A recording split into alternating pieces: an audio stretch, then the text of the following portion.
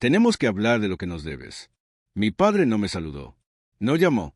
Simplemente dejó una gruesa carpeta manila sobre mi mesa de centro de cristal, rompiendo el silencio de mi apartamento. Detrás de él, mi madre y mi hermana estaban en la entrada, mirándome, no con cariño, sino con cálculo. Habían usado una llave de emergencia para entrar en mi casa, y la audacia de la habitación era tan densa que podía sentirla. Antes de contarte qué había en esa carpeta y por qué me dio asco, deja un comentario y dime desde dónde me escuchas y qué hora es ahora. Quiero ver qué tan lejos llega esta historia. No grité. No pregunté cómo entraron. Mi teléfono ya estaba en mi mano. Abrí la aplicación de mi casa inteligente. Pero borra los padres del usuario. Pero borra la llave de repuesto del usuario. La cerradura de la puerta pitó suavemente. Una confirmación digital de que una vez que salieran de este apartamento, nunca volverían a entrar. Fue un sonido pequeño, pero se sintió como un mazo cayendo. «Ábrelo», dijo mi madre, con la voz temblorosa, con ese tono específico que usaba cuando quería hacerse la víctima. «Mira lo que cuesta tu egoísmo». Hojé la carpeta. Abierto. No era una demanda. Todavía no. Era una hoja de cálculo. Filas y columnas impresas en papel blanco nítido, detalladas hasta el aroma.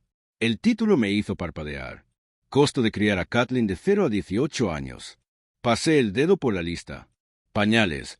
Fórmula, una parte prorrateada de la hipoteca para el dormitorio de mi infancia. Servicios públicos, copagos dentales. Incluso había una línea para el trabajo emocional y el tiempo de crianza a $20 por hora. En la parte inferior, una cifra en negrita me devolvió la mirada. $500,000 más intereses. Mi nombre es Kathleen. Tengo 24 años y creo marcas para ganarme la vida. Entiendo el valor. Entiendo el apalancamiento. Y mirando ese trozo de papel, comprendí exactamente lo que era para ellos. No era una hija. Era una cartera. Ahora tienes éxito, dijo mi padre, con voz firme y razonable, como si estuviera hablando de una fusión en lugar de una extorsión. Construiste este negocio sobre la base que te proporcionamos. Comida, techo, seguridad. Eso no fue gratis, Kathleen. Fue una inversión. Y ahora que el activo ha vencido, es hora de pagar dividendos. Lo miré y de repente lo vi con claridad. La ira no me golpeó con fuerza, sino me impactó. De verdad lo creían. No se veían como ladrones. Se veían como inversores que cobraban una rentabilidad atrasada. Karen era la acción de alto riesgo que se había desplomado, la influencia fracasada, la fuga de sus recursos. Yo era la cobertura. Era la apuesta segura que habían ignorado durante 2 décadas, dejándome crecer en la oscuridad hasta que empecé a pagar. No les daba vergüenza exigir $500,000 por hacer lo mínimo exigido por la ley. Se sentían con derecho a ello. Para ellos, mi éxito no era mío. Era simplemente la rentabilidad de la inversión que les correspondía por mantenerme con vida. ¿Quieres $500,000? Dije con voz apagada. ¿Por criarme? Es justo, dijo mi madre, secándose las lágrimas. Nos sacrificamos tanto. Y mírate, tienes mucho más de lo que necesitas. ¿Por qué eres tan codiciosa? Karen dio un paso al frente, cogió un jarrón de cristal de mi estante y lo inspeccionó con desprecio. No es solo el dinero, Kathleen.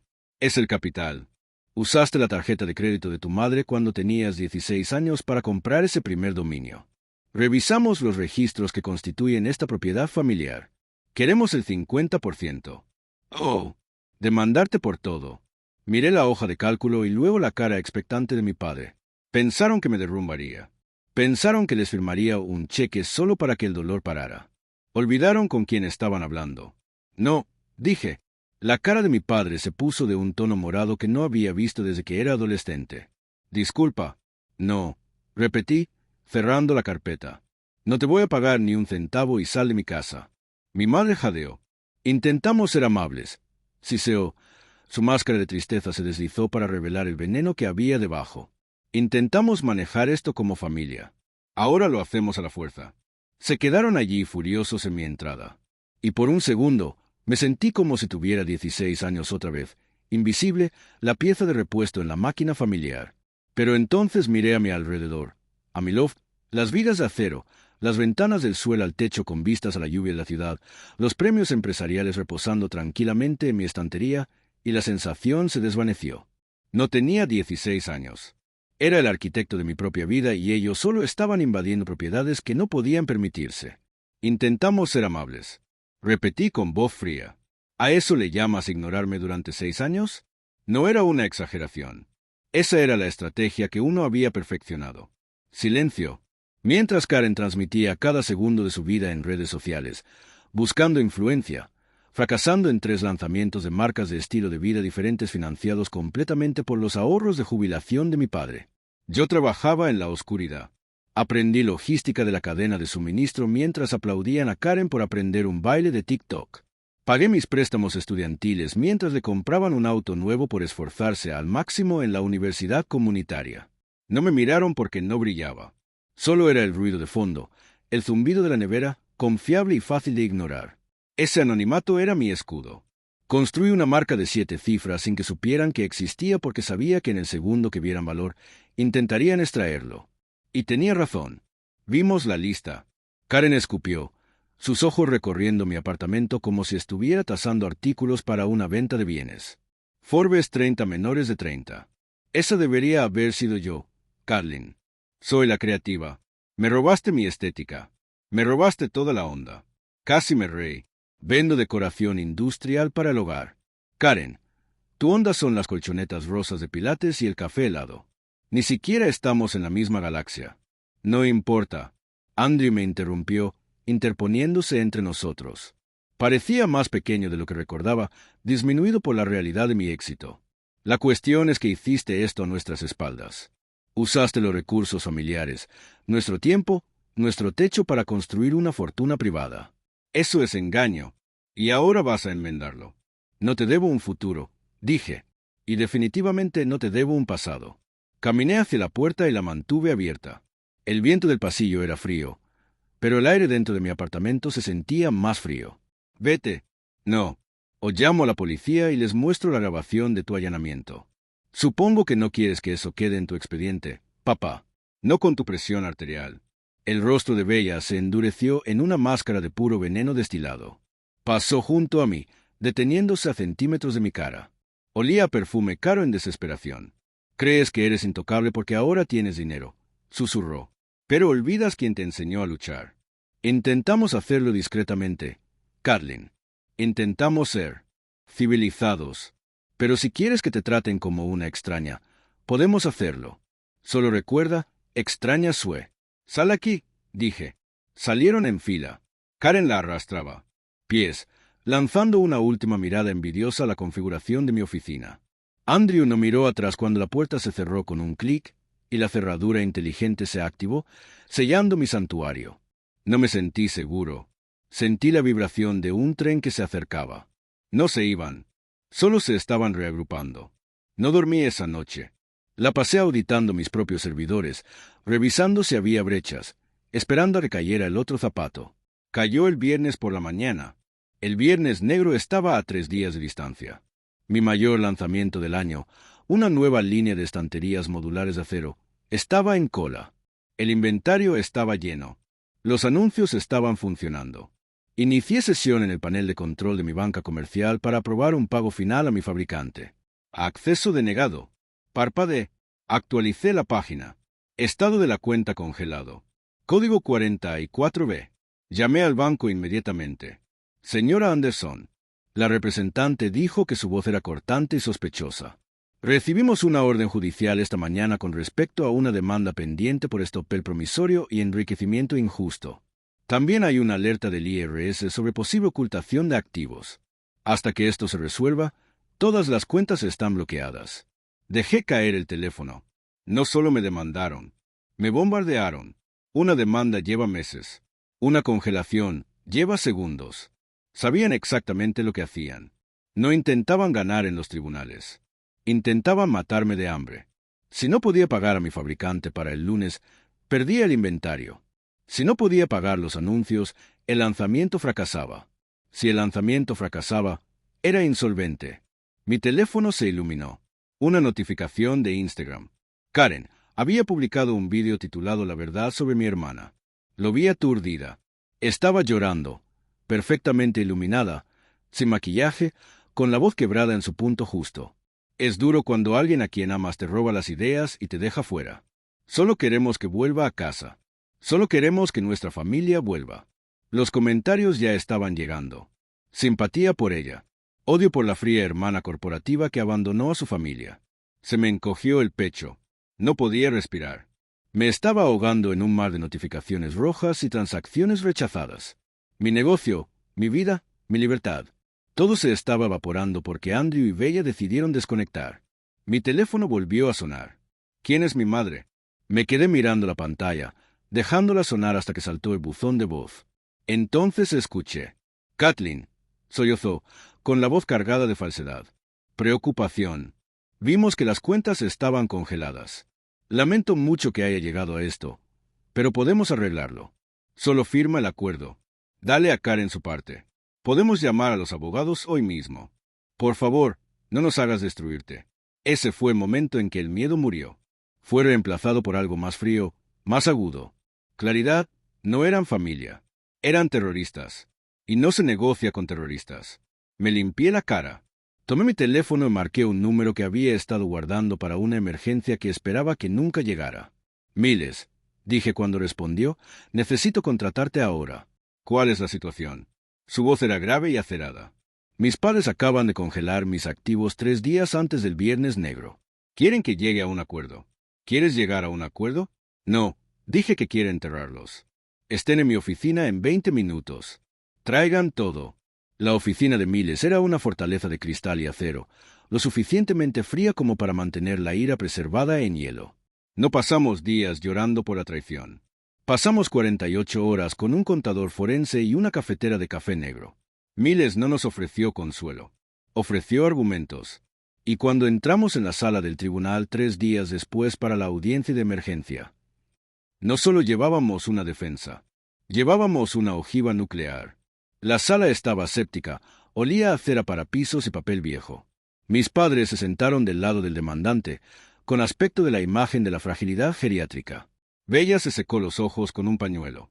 Andrew llevaba un traje un poco grande, encorvando los hombros para parecer más pequeño e inofensivo.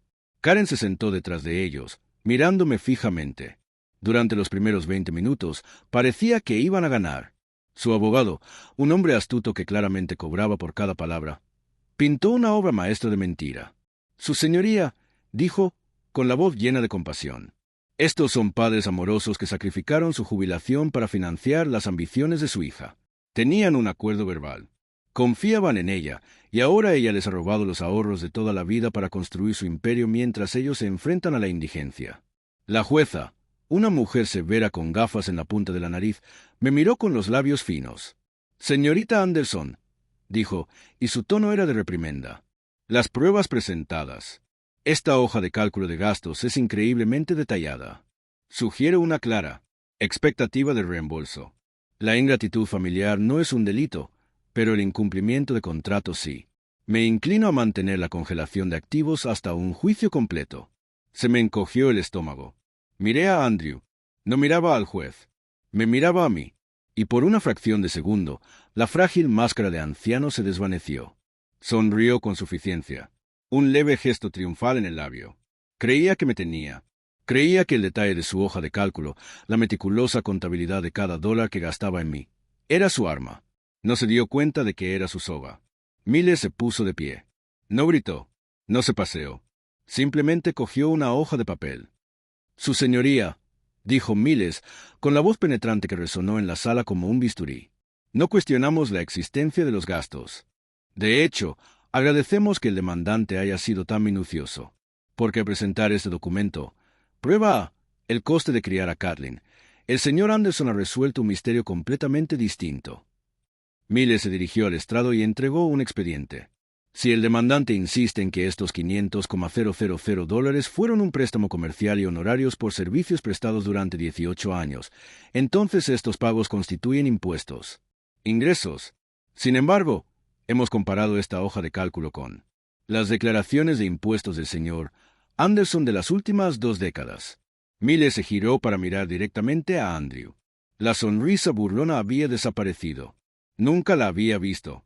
Además, nuestra auditoría forense de su negocio familiar reveló de dónde provenía realmente el dinero para el estilo de vida de Karen. No eran ahorros. El señor Anderson ha estado malversando sistemáticamente el fondo de pensiones de sus propios empleados para cubrir sus deudas personales. No demandó a mi cliente porque le debieran dinero. La demandó porque necesitaba cubrir el déficit del fondo de pensiones antes de que Hacienda lo descubriera.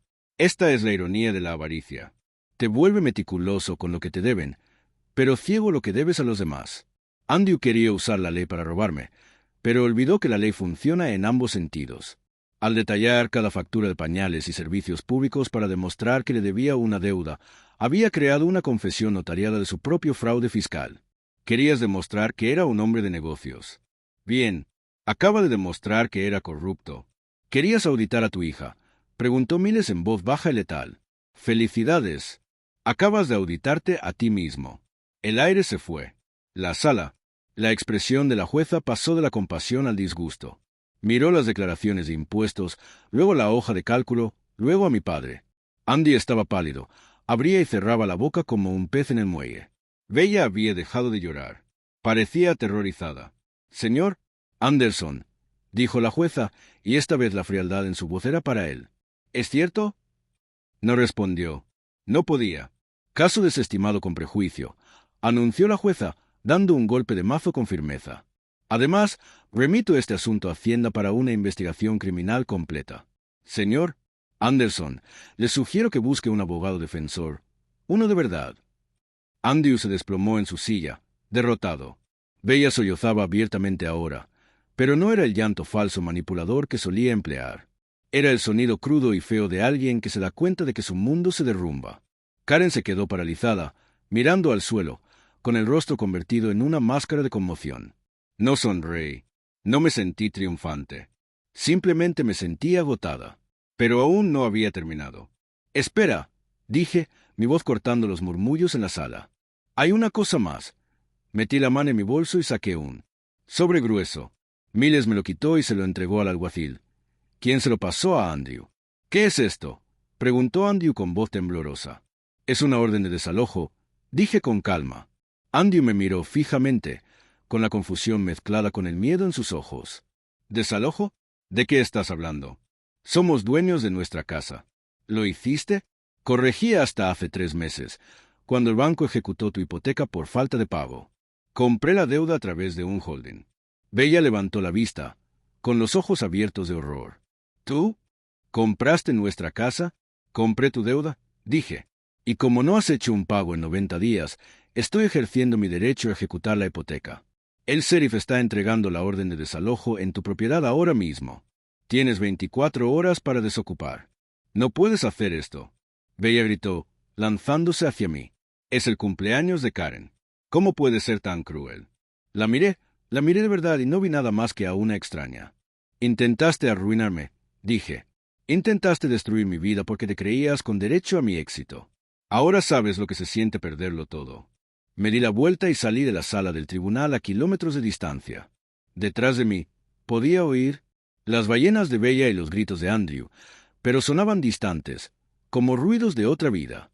Al llegar al estacionamiento, esperaba sentir alivio. En cambio, sentí una repentina descarga de adrenalina. Andrew irrumpió por las puertas del juzgado, con la cara morada de rabia. Corrió hacia mí con los puños apretados. «Brujita desagradecida», gritó. «Te mataré». Me preparé, lista para luchar o huir. Pero entonces ocurrió algo inesperado. Karen, que había seguido a sus padres, no corrió a ayudar a su padre. No intentó detenerlo. En cambio, corrió hacia su auto, el único bien que les quedaba, y se subió al asiento del conductor. Cerró las puertas y aceleró el motor. «Karen», gritó Bella, corriendo hacia el auto. «Karen, espera. ¿A dónde vas?» Karen ni siquiera los miró. Salió del estacionamiento a toda velocidad, dejando a sus padres varados en la acera, sus gritos perdidos en el rugido del motor. La vi irse, y una fría comprensión me invadió. Habían creado un monstruo, y ahora los devoraba. El niño dorado había abandonado el barco que se hundía, dejando que los capitanes se ahogaran. Me subí a mi propio coche, y me fui, dejándolos allí en el polvo. No miré atrás. Conduje directo a mi oficina. Las luces estaban apagadas, pero la ciudad brillaba a través de las ventanas. Me senté en mi escritorio y abrí mi lista de contactos. Papá, mamá, Karen. Los seleccioné a todos. Borrar, Borrar, borrar. Mi teléfono se sentía más ligero en mi mano. Mi pecho se sentía más ligero. Revisé el tablero de mi negocio. La congelación se había levantado. Los pedidos estaban llegando en masa para el lanzamiento del Viernes Negro. Los números estaban subiendo. Un testimonio del trabajo que había hecho. La vida que había construido con mis propias manos. Ya no era solo un sobreviviente. Era el arquitecto de mi propia realidad. Andrew y Bella enfrentaban cargos federales. No tenían hogar ni hijos. Habían tratado de robar mi destino, pero todo lo que habían hecho era liberarme del suyo. Si alguna vez has tenido que construirte desde cero porque las personas que se suponía que debían ayudarte intentaron derribarte, comparte esta historia. Hazle saber que seguimos en pie.